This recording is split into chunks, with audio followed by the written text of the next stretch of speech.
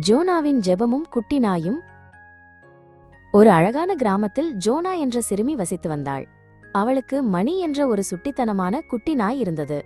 ஒரு நாள் காலை ஜோனாவும் மணியும் வீட்டின் அருகே இருந்த காட்டிற்கு அருகே விளையாடச் சென்றனர். ஜோனா பந்தை வீசினாள், மணி அதை துரத்திச் சென்றது. அவர்கள் விளையாடிக் கொண்டே அடர்ந்த காட்டிற்குள் வெகு தூரம் சென்றுவிட்டனர்.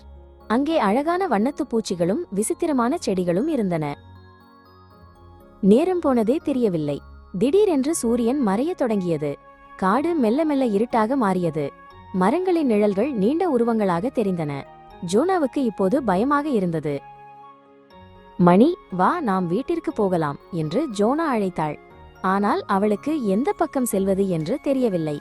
எங்கு பார்த்தாலும் மரங்களாகவே இருந்தன. அவள் வழி தவறிவிட்டதை உணர்ந்தாள். பயத்தில் ஜோனாவின் கண்களில் கண்ணீர் வந்தது. அவள் ஒரு மரத்தடியில் அமர்ந்து அழத் தொடங்கினாள். மணி அவளது கண்ணீரை துடைப்பது போல அவளது கைகளை நக்கியது. அப்போது ஜோனாவுக்கு அவளது அம்மா சொன்னது நினைவுக்கு வந்தது. ஜோனா, உனக்கு எப்போது பயமாக இருந்தாலும் இயேசுவிடம் பேசு, அவர் உனக்கு உதவி செய்வார் என்று அம்மா கூறியிருந்தார். ஜோனா மெதுவாக கண்களை மூடினாள். இயேசுவே, தயவு செய்து நாங்கள் வீட்டிற்கு செல்ல வழிகாட்டுங்கள்.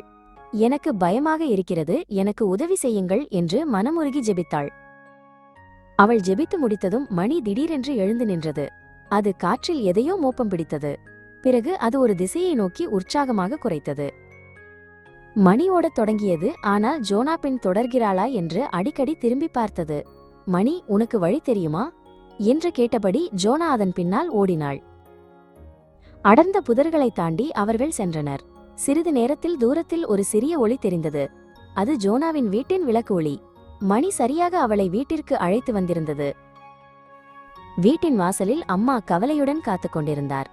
ஜோனாவை கண்டதும் அவர் ஓடி வந்து அவளை கட்டிக்கொண்டார். ஜோனா நடந்த அனைத்தையும் அம்மாவிடம் சொன்னாள். பார்த்தாயா ஜோனா, நீ ஜெபித்த போது இயேசு உனக்கு வழிகாட்ட மணியை பயன்படுத்தினார்.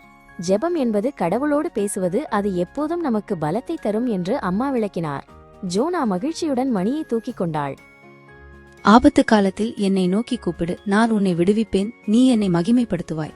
ஆமேன். God bless you.